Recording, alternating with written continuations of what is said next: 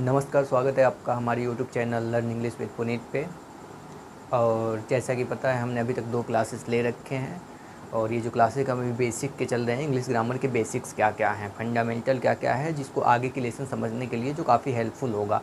तो अभी तक हमने पढ़ क्या रखा है। पहली क्लास में हमने पढ़ा था what is letter, what is letter पढ़ा था। फिर व्हाट इज़ लैंग्वेज पढ़ा था, what is word, what is alphabet and हाँ, ये टॉपिक पढ़े थे। उसके बाद से कल की क्लास में हमने पढ़ा था सिंपल सेंटेंस क्या होता है, फाइनाइट वर्ब क्या होता है, नॉन फाइनाइट वर्ब क्या होता है, जिसे इनफाइनाइट वर्ब भी कहते हैं।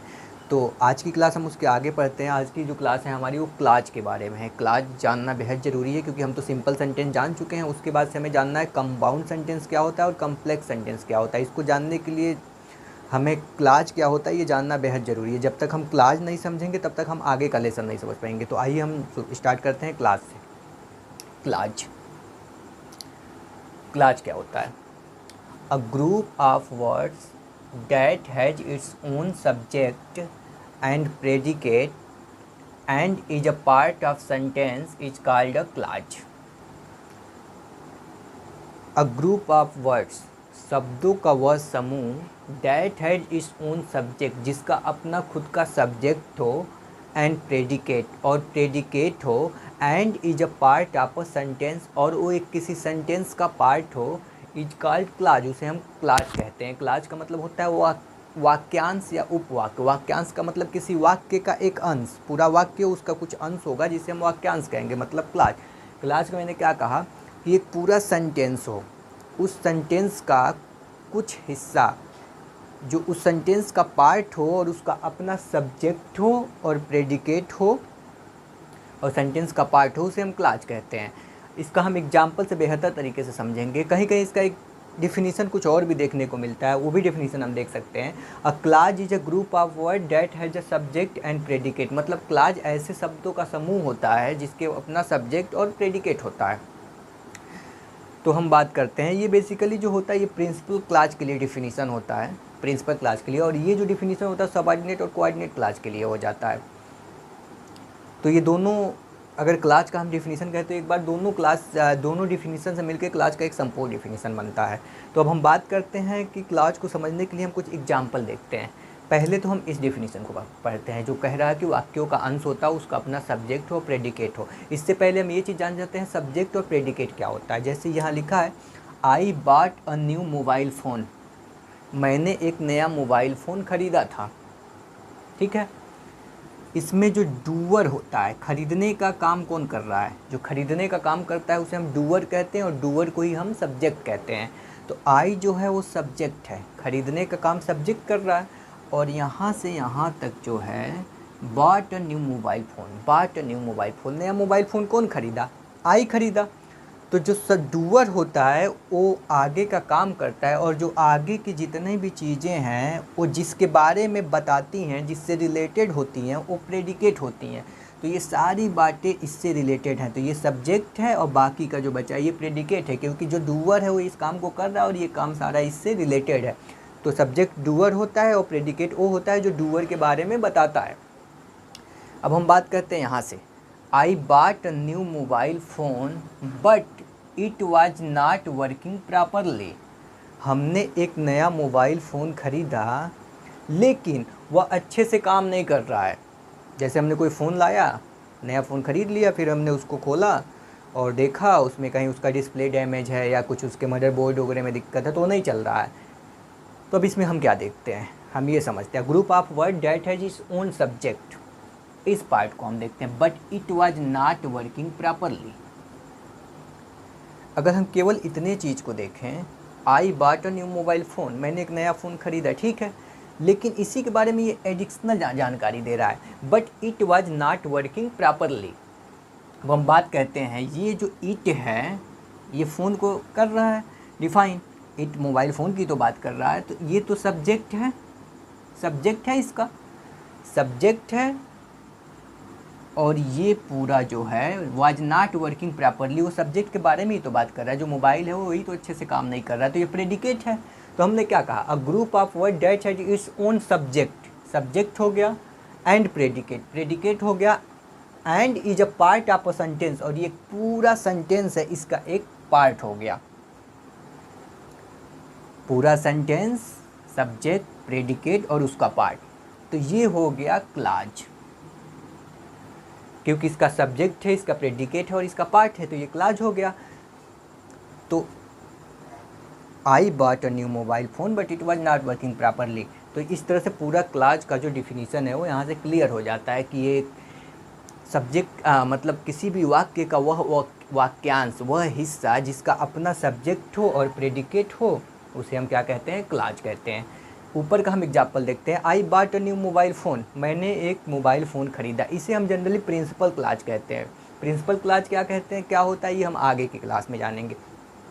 तो ये हुआ, a clause is a group of word that has a subject and predicate. इसका सब्जेक्ट है, प्रेडिकेट है और ग्रुप ऑफ वर्ड है, तो हम इसको क्या कह देंगे, इस डिफिनीसन से ये क्लाज हो गया। अब हम आगे बात करेंगे, इसको प्रिंसिपल क्लाज कहते हैं। ये जो क्लाज का डिफिनीसन है ये सबऑर्डिनेट और कोऑर्डिनेट क्लाज पे लगता है। कोऑर्डिनेट का क्लाज का ही एक पार्ट होता है कोरिलेटिव क्लाज। आगे की हम देखते हैं, जो क्लाज होता है वो कितने तरह का होता है। How many types of clause? There are 3 types of clause. पहला है dependent clause, independent clause, main clause. जो डिपेंडेंट क्लाज है, इंडिपेंडेंट क्लाज है, तो जो इंडिपेंडेंट क्लाज है इसी को हम मेन क्लाज भी कहते हैं, मुख्य वाक्य। लेकिन जब केवल एक ही वाक्य है तो उसी को हम इंडिपेंडेंट क्लाज कहते हैं। इंडिपेंडेंट क्लाज का मतलब, इंडिपेंडेंट का मतलब होता है जिसकी किसी पे निर्भरता ना हो। यह क्लाज है, I bought a new mobile phone, मैंने एक न्यू मोबाइल फ़ोन खरीदा, इसको किसी पे निर्भरता है, ये तो स्पष्ट हो गया, ठीक है, पूरा मीनिंग भी नहीं निकल रहा है, कहीं से मीनिंग अधूरा भी नहीं रह रहा है। लेकिन ज्यों ही हम इस सेंटेंस की बात करते हैं, I bought a new mobile phone but it was not working properly, अगर हम केवल इस हिस्से की बात करें, but it was not working properly, ये अच्छे से काम नहीं कर रहा, हम किसी से कहें कि ये अच्छे से काम नहीं कर रहा है तो कुछ अर्थ नहीं निकल रहा। यह अच्छे से काम नहीं कर रहा यानी कि इसके पीछे भी कुछ पार्ट है जिसके बारे में हम बात कर रहे हैं, तो इसका अर्थ अकेले नहीं निकल रहा है, इसका अर्थ इस पे डिपेंडेंट कर रहा है। यानी कि ये जो है ये इंडिपेंडेंट क्लाज नहीं है, ये डिपेंडेंट क्लाज है, क्योंकि इसका अर्थ खुद नहीं निकल रहा है, सिर्फ ये अपना अर्थ नहीं दे रहा है, इसका ये अपने अर्थ के लिए मेन क्लाज पे निर्भर कर रहा है। इसको हम कहते हैं मेन क्लाज, या इसको हम कह सकते हैं डिपेंडेंट इंडिपेंडेंट क्लाज। तो जो ये डिपेंडेंट क्लाज है वो अपने अर्थ के लिए इंडिपेंडेंट क्लाज पे निर्भर कर रहा है, इसलिए क्या हो गया, ये है पूरा इंडिपेंडेंट क्लाज। मेन क्लाज क्या है, ये मेन क्लाज है क्योंकि अपना अर्थ परिपूर्ण है। दूसरा एग्जांपल देखते हैं, when I reach the station all the trains have gone. When I reach the station, जब मैं स्टेशन पहुंचा, इसके बाद से अगर ये सेंटेंस ख़त्म हो जाए तो कुछ अर्थ निकल रहा है, नहीं निकल रहा है। ये क्लाज तो है, क्लाज क्यों है, क्योंकि ये देखिए ये सब्जेक्ट है, क्लाज में एक कंजक्शन होता है, ये सब्जेक्ट है, सब्जेक्ट के बाद से ये प्रेडिकेट है और ये पूरा एक सेंटेंस है जिसका ये पार्ट है, तो ये तो क्लाज हो गया, क्लाज हो गया। अब क्लाज में ये बात आती है कि ये क्लाज डिपेंडेंट है या इंडिपेंडेंट है, तो ये तो डिपेंडेंट है ना। When I reach the station, जब मैं स्टेशन पहुंचा, जब मैं स्टेशन पहुंचा, कुछ और तो सेंटेंस होना चाहिए, all the trains have gone, सभी ट्रेनें जा चुकी थी जब मैं स्टेशन पहुंचा। यानी कि ये जो स्टेटमेंट है इस पे निर्भर कर रहा है। जब तक हम all the trains have gone नहीं जानेंगे तब तक मुझे अर्थ का पता ही नहीं चलेगा कि जब मैं स्टेशन पर पहुंचा तो क्यों पहुंचा, स्टेशन पर पहुंचा तो क्या हुआ, हुआ क्या, all the trains have gone, सारी ट्रेनें जा चुकी थी। तो ये जो है वो इंडिपेंडेंट क्लाज नहीं है, ये इंडिपेंडेंट क्लाज है, सभी ट्रेनें जा चुकी थी, इसका तो अर्थ क्लियर है। लेकिन जब मैं स्टेशन पहुंचा, इसका अर्थ क्लियर नहीं है, इस अर्थ को क्लियर करने के लिए इस पे डिपेंड है, इसलिए ये डिपेंडेंट क्लाज है, ये इंडिपेंडेंट क्लाज है।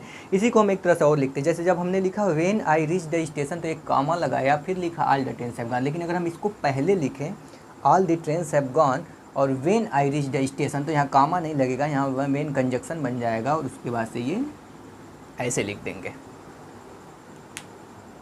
क्लाज का भी हमने उस एग्जाम्पल में जान लिया था, फिर भी एक बार इसका एक डिफिनीसन देख सकते हैं। The clause that has its own complete sense and it does not depend on other clause for its meaning is called independent clause. मतलब ऐसा क्लाज जिसका अपने आप में ही मीनिंग कंप्लीट हो, अपने अर्थ को पूरा करने के लिए किसी दूसरे क्लाज पे डिपेंड ना करता हो, उसको हम इंडिपेंडेंट क्लाज कहते हैं।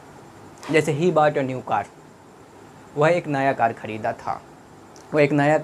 था, अर्थ कंप्लीट हो गया। यहाँ कहीं भी कुछ आगे पीछे इस अर्थ को सपोर्ट करने के लिए किसी दूसरे क्लास की ज़रूरत नहीं है, तो इसलिए ये इंडिपेंडेंट क्लास है, जिसे मेन क्लास भी कहते हैं, प्रिंसिपल क्लास भी कहते हैं, इसे सिंपल सेंटेंस भी कहते हैं, क्योंकि इसमें एक फाइनाइट वर्ब है। फाइनाइट वर्ब क्या होता है? एक ऐसा वर्ब जो कि सब्जेक्ट और टेंस, जो कि सेंटेंस के सब्जेक्ट और टेंस पे डिपेंड करता है। अब बात करते हैं डिपेंडेंट क्लास, जिसकी डिफिनीशन मैं बता चुका था अभी पीछे। The clause that has not its own complete sense and it depend on independent clause for its meaning is called dependent clause. There are 3 types of dependent clause. अब जो dependent class होता है, इंडिपेंडेंट क्लास तो हो गया, जो dependent class होता है मतलब जो अपने अर्थ के लिए दूसरे क्लास पे डिपेंड करता है, इसके 3 टाइप्स हैं। पहले तो क्लास के क्लास के जो टाइप्स थे वो 2 टाइप्स थे, एक डिपेंडेंट है, एक इंडिपेंडेंट था। इंडिपेंडेंट क्लास था उसका कोई टाइप्स नहीं था, लेकिन जो डिपेंडेंट क्लास है जो कि निर्भर करता है किसी दूसरे क्लास पे अपने अर्थ को पूरा करने के लिए, उसके जो होते हैं 3 पार्ट होते हैं। एक होता है नाउन क्लास, एक होता है एडजेक्टिव क्लास, एक होता है एडवर्ब क्लास। सबसे पहले तो हम ये जानते हैं नाउन, एडजेक्टिव और एडवर्ब क्या होता है। नाउन थोड़ा सा हम डिफिनीशन जान लेते हैं, बाकी डिटेल आगे बाद में नेक्स्ट क्लास में पढ़ेंगे। नाउन क्या होता है? नाउन जो होता है वो किसी भी सेंटेंस में सब्जेक्ट और ऑब्जेक्ट का काम करता है। एक तो ये जानते हैं नाउन किसी भी वस्तु का नाम, प्लेस, ये सब का नाम होता है, मतलब किसी भी वस्तु का जो कोई नाम है वो नाउन है, वो नाम जो है वो नाउन है। दूसरा एडजेक्टिव, एडजेक्टिव होता है जो किसी नाउन या प्रोनाउन की विशेषता बताता है, उसको कह सकते हैं, उसकी कुछ विशेषता बताते हैं, उसके बारे में कोई चीज़ ऐड करता है। जैसे Ram is a good boy, तो जो बॉय है, बॉय का लड़का है, गुड है वो अच्छा है, तो बॉय एक नाउन है और नाउन को जो गुड है वो विशेषता बता रहा है, इसलिए वो एडजेक्टिव। एडवर्ब क्या होता है? एडवर्ब वो होता है जो नाउन, एडजेक्टिव और खुद एडवर्ब, इन तीनों के बारे में कुछ बात बताता है, उसे हम एडवर्ब कहते हैं। नाउन, एडजेक्टिव, एडवर्ब, और इसके साथ ही साथ वो वर्ब की ही विशेषता बताता है, वर्ब के बारे में भी कुछ एक्स्ट्रा इन्फॉर्मेशन वो ऐड करता है। नाउन, एडजेक्टिव, एडवर्ब और वर्ब के बारे में, उसे हम एडवर्ब कहते हैं। अब हम बात करते हैं नाउन क्लास क्या होता है, एडजेक्टिव क्लास क्या होता है, एडवर्ब क्लास क्या होता है। सबसे पहले हमने क्लास जान लिया क्या होता है। क्लास जो होता है उसका अपना सब्जेक्ट और प्रेडिकेट होता है और किसी सेंटेंस का पार्ट होता है, वो जान लिया। जैसे मैंने कहा I know that he can ride a bike. I know that, ये जो हम पढ़ रहे हैं डिपेंडेंट क्लास और इंडिपेंडेंट क्लास, ये जो क्लास हैं, जो डिपेंडेंट क्लास होता है, इसके नाउन क्लास, एडजेक्टिव क्लास और एडवर्ब क्लास 3 पार्ट होते हैं। इसको हम सबऑर्डिनेट क्लास भी कहते हैं। जो डिपेंडेंट क्लास होता है इसे हम सबऑर्डिनेट क्लास भी कहते हैं। सब ऑर्डिनेट क्लास। सबऑर्डिनेट क्लास क्या होता है? जो कंजक्शन होते हैं, कंजक्शन 2-3 तरह के होते हैं, जिसमें से एक सबऑर्डिनेट कंजक्शन, 2 तरह के होते हैं, एक सबऑर्डिनेट कंजक्शन होता है, एक कोऑर्डिनेट कंजक्शन होता है। तो जब भी किसी क्लास की शुरुआत ऐसे कंजक्शन से होती है जो सबऑर्डिनेट कंजक्शन हो, तो उसे सबऑर्डिनेट क्लास कहेंगे, और जो कोऑर्डिनेट कंजक्शन तो उसे कोऑर्डिनेट क्लास कहेंगे। तो जो कोऑर्डिनेट क्लास होते हैं वो सिर्फ 5 होते हैं, ये हम आपको क्लास में बताएंगे। बाकी उसके अलावा जितने भी होते हैं उसे हम सबऑर्डिनेट क्लास कहते हैं। 5 नहीं होते हैं, ये होते हैं आपके फैन बॉयज, 1 2 3 4 5 6 7 होते हैं। 7 को छोड़ के बाकी जितने होते हैं सबऑर्डिनेट क्लास होता है। और डिपेंडेंट क्लास होता है वो सबऑर्डिनेट क्लास ही होता है, यानी कि जो सब सबऑर्डिनेट क्लास ये है तो ये सबऑर्डिनेट कंजक्शन से बनेगा। कंजक्शन क्या होता है? कंजक्शन जो होता है 2 वाक्यों को जोड़ता है, 2 शब्दों को जोड़ता है, 2 सेंटेंस को जोड़ता है, इसे हम क्लास कंजक्शन कहते हैं। तो अब हम बात करते हैं नाउन क्लास क्या है, एडजेक्टिव क्लास क्या है, एडवर्ब क्लास क्या है। नाउन क्लास क्या है? तो नाउन हो गया जो किसी एडजेक्टिव या एडवर्ब की विशेषता बताता है। क्लास क्या हो गया? उसका सब्जेक्ट होता है, प्रेडिकेट होता है, और वो किसी सेंटेंस का हिस्सा होता है। I know that he can ride a bike. He subject, predicate, conjunction, part of sentence.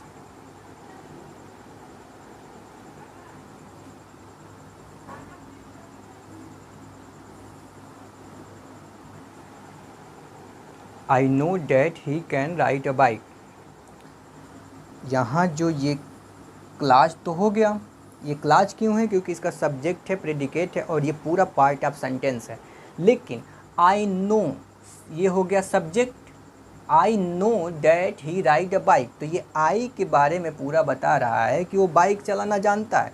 तो आई यहाँ सब्जेक्ट हो गया, ये जो पूरा हो गया ये प्रेडिकेट हो गया, और ये है वर्ब, और ये पूरा जो हो गया सब्जेक्ट वर्ब, ये पूरा हो गया ऑब्जेक्ट। और नाउन जो होता है वो ऑब्जेक्ट की तरह काम करता है। तो एक तो ये क्लाज हो गया और ऑब्जेक्ट हो गया, और नाउन ऑब्जेक्ट की तरह करते हैं, इसलिए हम इसको clause plus noun, noun object की तरह काम करता है उसे नाउन कहते हैं जो क्लाज, और जो इसका सब्जेक्ट होता है अपना और पार्ट ऑफ सेंटेंस होता है उसे हम क्लाज कहते हैं। तो ये नाउन भी हो गया प्लस क्लाज भी हो गया, इसलिए हम इसको नाउन क्लाज कहते हैं। आगे हम देखते हैं दूसरा क्या होता है। ये हो गया I like to play those games which make me happy. मैं ऐसे गेम खेलना पसंद करता हूँ जो मुझे खुश करता है। ठीक है, अब हम यहाँ देखते हैं, ये है सब्जेक्ट, ये है predicate, subject predicate and part of a sentence. तो ये क्या हो गया, क्लाज हो गया, क्लाज हो गया। उसके बाद से I like to play those games, यहाँ जो दोज गेम्स क्या है, ये ऑब्जेक्ट है, ऑब्जेक्ट है यानी कि क्या होगा, या तो नाउन होगा या तो प्रोनाउन होगा। ऑब्जेक्ट की तरह पे नाउन प्रोनाउन तो होते ही हैं और भी कई सारा काम करते हैं, लेकिन फिलहाल हम ये जानते हैं जो नाउन प्रोनाउन है वो सब्जेक्ट और ऑब्जेक्ट की तरह काम करते हैं। तो नाउन और प्रोनाउन की जो विशेषता बताता है उसे हमने क्या कहा था, तो उसे हमने क्या कहा था, जो नाउन प्रोनाउन की विशेषता बताता है उसे एडजेक्टिव कहते हैं। तो एक बात बताइए, I like to play those games which make me happy, जो ये दोज गेम्स है वो इसके बारे में ये पूरा क्लाज बता रहा है। तो दोज गेम्स हो गया प्रोनाउन, और प्रोनाउन की जो विशेषता बताता है उसे हम क्या कहते हैं, एडजेक्टिव। तो पहले तो ये क्लाज हो गया क्योंकि इसका सब्जेक्ट है और प्रेडिकेट है, और क्लाज के बाद से ये एडजेक्टिव हो गया, इसलिए हम इसको क्या कहेंगे, एडजेक्टिव क्लाज। क्लाज हो गया, एडजेक्टिव हो गया, इसलिए हम इसको कहेंगे एडजेक्टिव क्लाज। उसके बाद से हम बात करते हैं तीसरा, we play in the park until the sunset. हम पार्क में तब तक खेलते हैं जब तक कि सूर्यास्त ना हो जाए। अब ये देखते हैं हम, conjunction, subject, predicate and part of a sentence. तो ये सब्जेक्ट हो गया, कंजक्शन हो गया, सब्जेक्ट हो गया, प्रेडिकेट हो गया, पार्ट ऑफ अ सेंटेंस हो गया, तो ये पूरा क्या हो गया, क्लाज हो गया, क्लाज। अब देखिए, we play in the park, हम कब तक खेलते हैं, खेलना क्या है, वर्ब है। वर्ब की जो विशेषता बताता है या वर्ब के बारे में कुछ एक्स्ट्रा शब्द या एक्स्ट्रा इन्फॉर्मेशन ऐड करता है उसे हम क्या कहते हैं, एडवर्ब। तो we play in the park until the sunset, हम खेलते हैं जब तक कि सूर्यास्त ना हो जाए, खेलते हैं सूर्यास्त ना हो जाए, यानी कि जो खेलना है उसके बारे में इन्फॉर्मेशन ऐड कर रहा है, इसलिए ये एडवर्ब हो गया। और मैंने पहले ही बता दिया ये क्लाज क्यों है, तो एडवर्ब प्लस क्लाज, ये क्या हो गया, एडवर्ब क्लाज हो गया। पूरा क्लियर है। एक बार और हम देखते हैं, क्लाज क्या होता है। क्लाज वह होता है जिसका अपना सब्जेक्ट होता है, प्रेडिकेट होता है और किसी सेंटेंस का पार्ट होता है।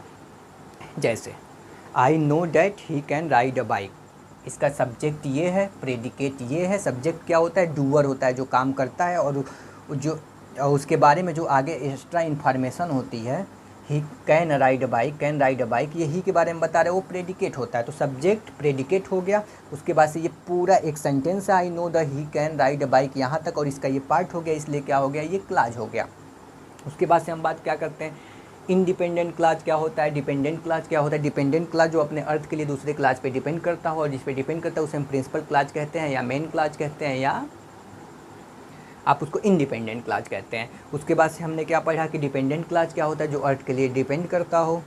और हमने क्या पढ़ा आज की क्लास में, ये पढ़ा, जो सारा कुछ पढ़ा वो सब कुछ आपका रिवीजन हो गया। तो आशा करते हैं आप हमारे 2 वीडियो को देखे होंगे इससे पहले। जब तक आप बेसिक चीज़ें नहीं समझेंगे तब तक आगे की जो अच्छी अच्छी चीज़ें हैं, नाउन है, प्रोनाउन है, एडजेक्टिव है, एडवर्ब है, इंटरजेक्शन है, कंजक्शन है, इन्फिनेटिव है, जीरंड है, ये सारी चीज़ें, इसको समझने के लिए बेसिक क्लास आपको जानना बेहद ज़रूरी है। इसको कंसेप्ट क्लियर करने के लिए आप 1 बार 2 बार 3 बार देख सकते हैं, तभी आपको अंग्रेजी समझने की एक अच्छी अंडरस्टैंडिंग डेवलप होगी, जिससे आप आगे की चीज़ें समझ पाएंगे। तो आशा करते हैं आपको ये क्लास अच्छा होगा। अगर आपको कोई डाउट होगा तो आप उसके बारे में नीचे कमेंट करिएगा, मैं दोबारा उस डाउट को नेक्स्ट क्लास में क्लियर करूँगा। Thank you.